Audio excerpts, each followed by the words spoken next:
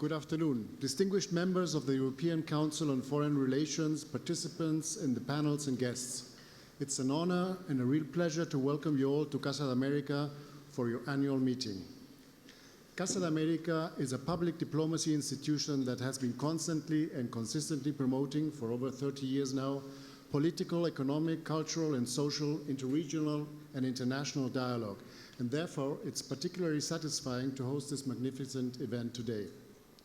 Casa de America is not only a meeting place between Spain and the Americas, but it also plays an active role in strengthening relations between Latin America and the Caribbean and the European Union.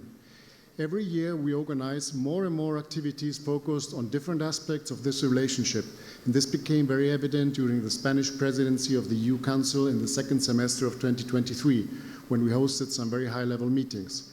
We are very pleased of our contributions to the results of the Spanish presidency in this area, including the EU CELAC Summit.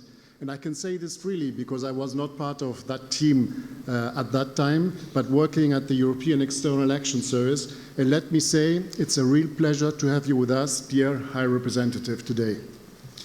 Today we are proud to collaborate with the European Council on Foreign Relations in their annual council meeting on the most important topics of the international agenda.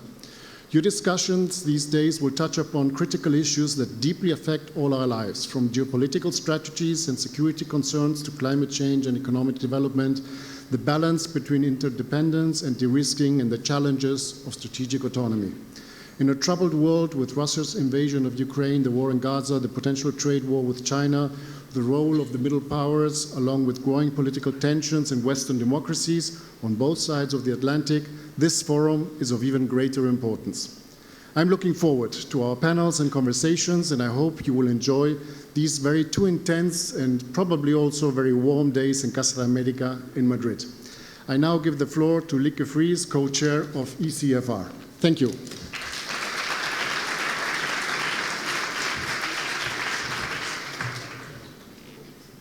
Thank you very much. Your Excellencies, ladies and gentlemen, dear Council members and friends of ECFR, dear guests. A warm welcome to this annual Council meeting, HCM. We have had many of such meetings the last 16 years, but I would like to say never in such grand surroundings. So thank you very much for your hospitality, Leon de Troy, and also your entire organization for your hospitality. There's a European Championship going on at the moment. But no, it's not the one football, although admittedly I've been to a couple of matches in Germany. No, what I'm referring to is a European Championship of problems, where politicians, scholars, and commentators are almost engaged in a fierce competition to see who can throw the greatest number of problems in the air. And admittedly, there's no shortage of problems. Putin's aggressions, Xi's dominance, Europe's slow growth, Trump 2.0, rising populism, just to mention a few. But often we are so overwhelmed with the sheer number of problems that we forget the most important part, the problem solving. Our goal in the next few weeks is not just to compile our own list of problems, but to formulate specific policy solutions and craft powerful narratives for change, to turn a European Championship of problems, if you like, into a European Championship of policy choices. And that is why this year's HCM is called Europe's Choice. Can we make 2024 the year of Europe's reinvention, or to be more specific, will Europe's fate be decided by Putin, Xi, or Trump? Or will 2024 be the year when Europeans take their destiny in their own hands? How can Europe retool to become a hard power in a world of deterrence and derisking? How can we best defend Ukraine and stabilize the Middle East? How can we strategically manage interdependence, reduce risks, and forge new relationships with middle powers in Asia, Africa, and Latin America? When searching for the answers to these questions, we should make sure to follow the advice of Nelson Mandela when he took office exactly 30 years ago. May your choices reflect your hopes, not your fears. It may by now be a conference cliche, but I'll say it anyway. The timing of this conference could hardly be any better. But this time it is true.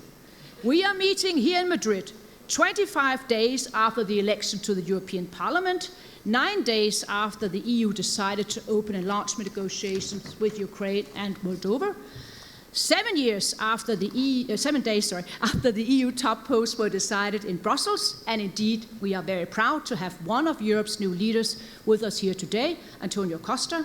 As we meet here, our British friends are on their way to the voting booths, and we are 3 days away from the second round of the dramatic French parliamentary elections. And obviously also we just had the presidential debate in the US, and later this month we have the NATO summit, the crucial vote on the new term for Ursula von der Leyen in the European Parliament. The list could go on, but I'll not do so. I also think it is appropriate to remind us all that this is not the first time that ECFR meets in Madrid.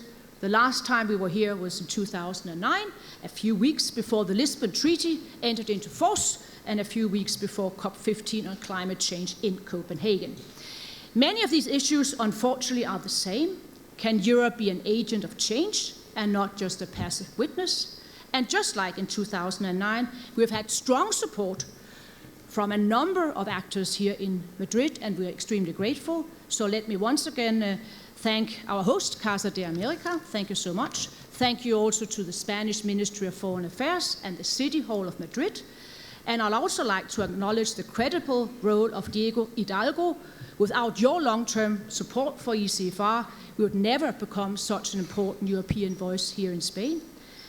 I'd also like to thank Javier Solana. I'm not sure whether he has arrived yet, but he has promised us an evening at the Prado. It almost sounds like a movie. And finally, this event could not have taken place without the person who masterminded it all, Nacho Torreblanca, the head of the ECFR office here in Madrid. Just before we start with the program, I have one important housekeeping remark. Europe's Choice, that is the title of our event, and in that spirit, we at ECFR must practice what we preach by allowing you to choose the topic for one of the sessions. In other words, we have a so-called wildcard session scheduled for tomorrow from 11 to 12 o'clock. And by putting your vote down on the whiteboard outside, you can influence the topic. Do it today so we can prepare the actual session. The 4 options are: option number 1, Europe and geoeconomics, how to build a European Commission fit for challenges and opportunities. Option number 2, London calling, what the UK election means for Europe. Option number 3, the weaponization of history, how narratives are misused in conflicts. Or the final option, surprise, surprise, the French election. Ladies and gentlemen, dear colleagues and friends, in 2009, at the 20th anniversary of the fall of the Berlin Wall, the rock band Bon Jovi played their song, "We Weren't Born to Follow." Naturally, that also goes for ECFR. But in order to lead and develop ideas that can actually see the light of day, we need to understand what Europeans think at the moment, for instance, about Putin and Trump 2.0. And that is why we have conducted a new poll, this time also in Ukraine. So, Mark, what does the new pan-European poll say about these issues? And we've also polled this time in, as I said, in Ukraine. So, Mark, over to you, and I wish you all a challenging European Championship.